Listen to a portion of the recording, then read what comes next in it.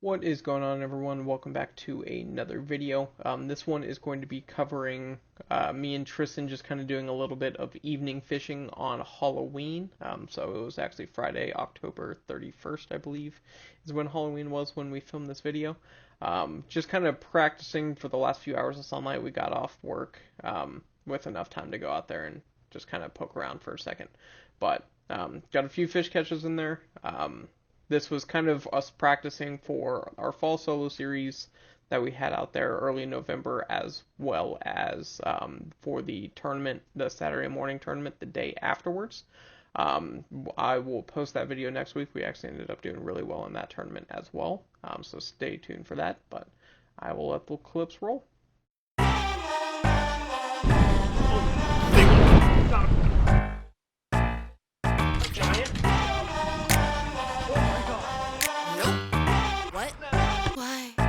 I think I like it.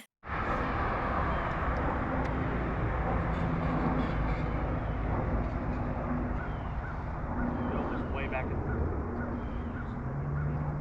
We also caught several good fish on those rock banks, just throwing a spin right down.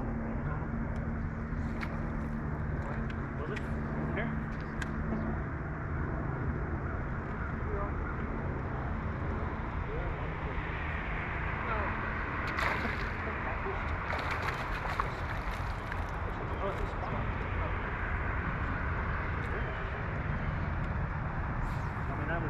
Not terrible. No.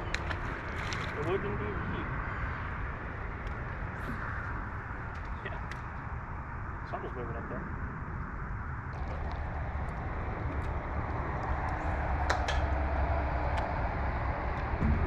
Oh, I did get bit.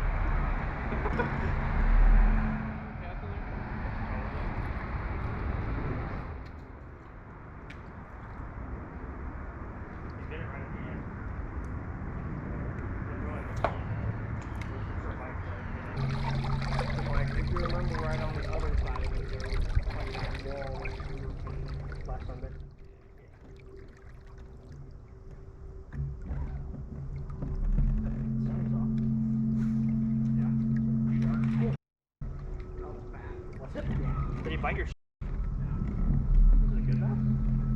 Really? So there's like this weird concrete slab right there, and I thrown at it earlier on the other side with my jig, and said there's no way there's not a bass there. You actually saw it? You said 3-pounder? Huh. Got him. Oh! Get him, get him, get him.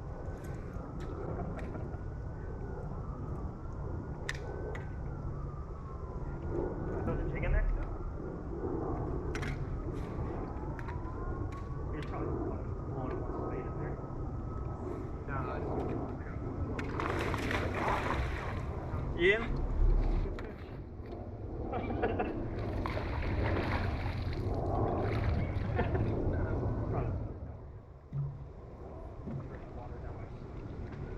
That was cool. I casted on this fish. I think I spooked him because he was dirt shallow. He did like a little somersault. So knew he was there pretty accurately, which is surprising for me, but pretty accurately guessed how big it was. Well, yeah, probably. Fish could be a 4-pounder. Ooh, he's stanky. Skinny. It's a fairly cool fish catch. I noticed a couple bigger fish halfway down.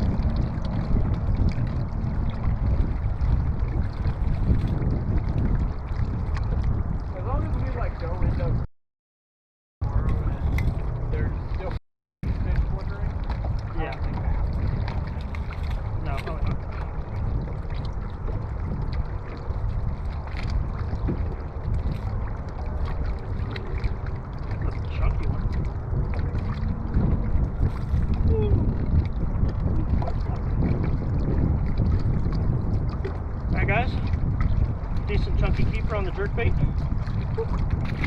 Thanks bud. Alright guys, so as you kind of saw throughout the clips of the video, I know it wasn't too terribly much of a video, but I'll just kind of talk a little bit and kind of fill you in what we were doing that day. So we were just fishing more of the west side of the lake, past the 35 bridge and the Tower Bay arm of everything. We really didn't have too much time before the sun went down, and I live in that area of the lake, so it was just the easiest for us to get to and kind of have the most amount of fishing time. At this point in time, our kind of dock pattern was starting to slow down pretty significantly for us. They had kind of transitioned fully from kind of hovering out in like mid-creek area more towards the bank itself as the bait moved up. Definitely one of the coolest fish catches of the year for me on that one dock walkway. There was a concrete pad probably sticking about 3 inches underneath the water that you could visibly see, so of course, target like that, I cast my bait on there. I believe I spooked the fish, either that or he was just trying to shark my bait as soon as it hit the water. But it was cool. It did a full 360-degree jump in the air. As you saw, it took me a few casts later, and I actually caught the fish. That was, of course, on a jackhammer. What else would I be throwing? As you saw, my other fish was also on a jackhammer on kind of just another shallow rocky bank.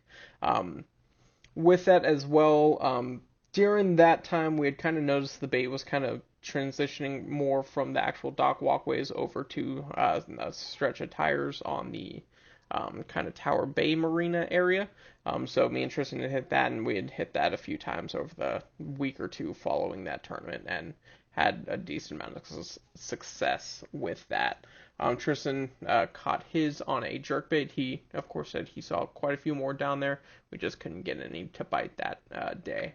One thing we did notice after coming back to those tires quite a few times throughout that is I was throwing a chatterbait down it, and with that you of course have to let it fall a little bit for it to get in the right strike zone.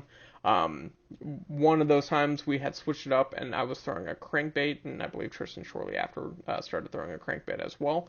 But like a nice 4 or 5 foot diver, those are big, nice big tractor tires. That crankbait was diving the perfect depth, riding that strike zone the entirety of that cast. Of course, with wind and things like that, it does get a little bit more harder to cast in there, but just kind of a lesson for you guys. Make sure you are fishing the actual strike zone where those fish want to be and where they are, waiting to ambush the prey instead of just kind of doing it like 50-50 with like a chatterbait. So chatterbait is my go-to, but there is definitely a lot of instances where a crankbait can kind of help get you quite a few more bites rather than something that you like throwing. But other than that, that is kind of about it for the video. Like I said, stay tuned for next week where I'm going to hopefully be able to find some more information. But there was unfortunately a boat accident in the during the tournament the day after we filmed this video that I'll talk a little bit about. Unfortunately, someone in our tournament, it seemed like, accidentally hit a swimmer that was in the middle of the lake. But other than that, I think that's kind of about it. I hope you guys enjoyed. I'm sorry for the short video this week, but next week's will be a little bit longer and a little bit better as well. But thank you guys so much. Happy holidays, and I will see you on the next one. Bring in the storm, and this ain't the Zeus. Walk in the skies, but this ain't the loop. This ain't the truth. We ain't the same, you ain't have a clue. I'm in the game and untouchable, cause I got the flame, and this is the proof. Loading my tote, I still want all the smoke. We ain't talking about jokes, we just talking about more. I see all of my goals, and it's looking like gold. I ain't asking for hope, cause I know that it's show. Now you seeing me blow.